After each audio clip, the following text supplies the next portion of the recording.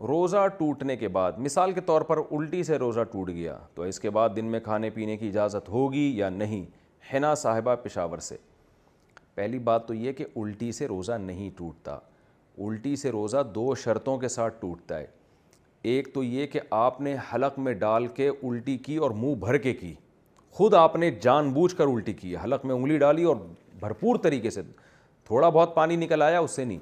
ایک تو یہ. دوسرا یہ کہ الٹی تو خود بخود ہوئی تھی, منہ بھر کے ہوئی تھی, لیکن آپ نے نگل لیا اس کو. تو یعنی اگر جان کر کریں گے تو صرف ایک شرط ہے کہ منہ بھر کے الٹی ہو, اور اگر خود بخود الٹی ہوئی ہے تو دو شرطیں ہیں. ایک تو یہ کہ منہ بھی بھر کے ہو اور آپ نے اس کو ریورس بھی کیا ہو, پھر روزہ ٹوٹتا ہے. بہرحال کسی بھی طرح سے اگر روزہ کسی بندے کا غلطی سے ٹوٹ گیا تو پھر اس پر لازم ہے کہ وہ کمپلیٹ کرے روزہ, یعنی کھانا پینا اس کے لیے جائز نہیں ہے. ہاں بعد میں قضا بھی